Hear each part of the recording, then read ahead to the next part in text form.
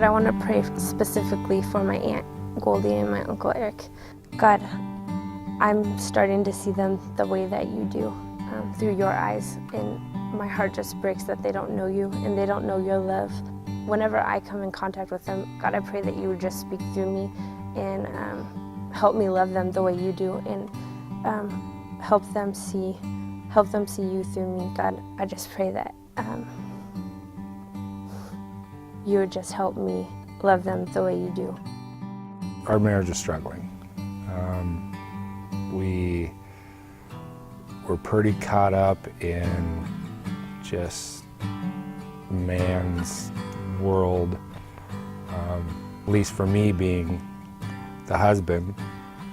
There wasn't a lot of positive influence in my life, so I was really struggling not only at work with what's right, and then bringing that home into our home. It was not in a good place.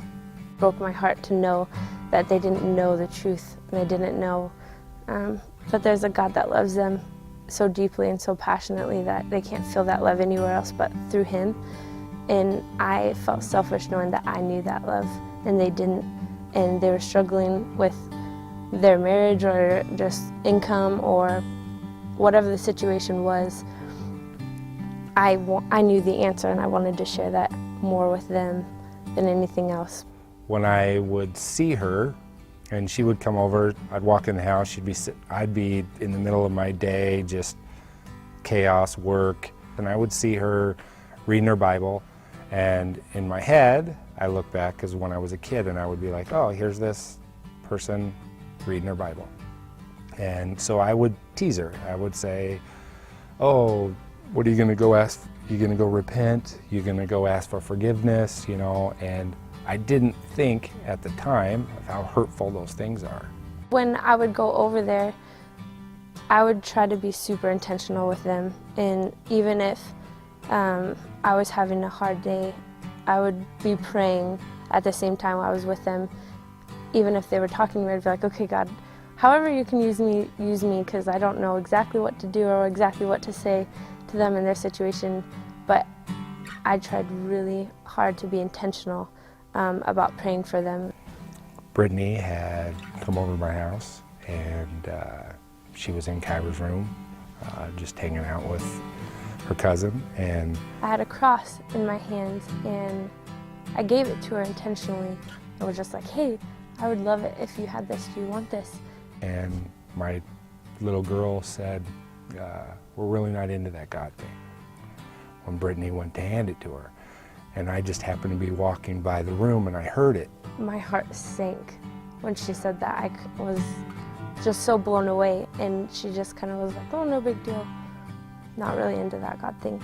It crushed me to know that she didn't even believe in God because of me. After that, my heart was just, oh my gosh, I love these people. These people are my family. I care about them a lot, and they don't know Jesus. They don't love Jesus. They may know about God, but it just broke my heart to know that they were missing it.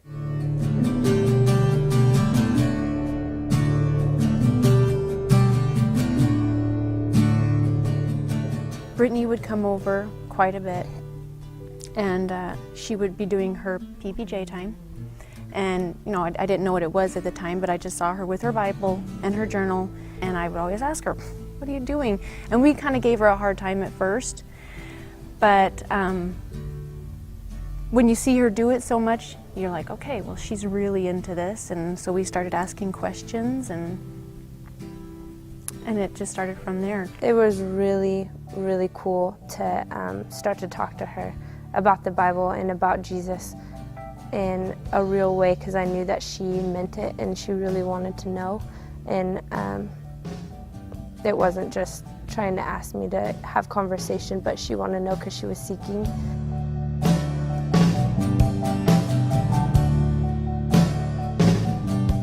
I saw it through Brittany that way, and I was tough on her, and I attacked her, and I lived a certain life that she probably didn't like. But she never judged me. I never felt judged. And that's the only way somebody really listens, is if you could tell them 1,000,000 times, but you have to show them love.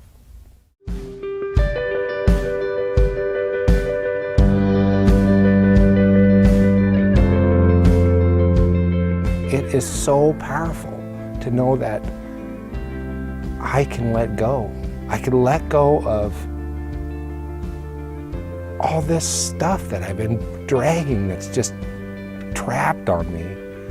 Let go of it, know that He loves me, and show Him how I love Him. And I'm so thankful for this blessing. I looked at Brittany and how she led by example and how she just showed her passion for Christ. And that's what drew me in. And I think we tell Kyra that all the time now, is that when you're at school and when you're around your friends, what you need to do is you need to lead by example. Show your love for Christ in the things that you do, the things that you say, the way that you act, just the way Brittany did it. And now to be the one to do that for somebody else, it's a good feeling. It's an amazing feeling. It's just I never thought that we would be the ones to be able to do that for somebody else. It feels like I have a new family. It feels like I have a new wife. It feels like we have a new beginning.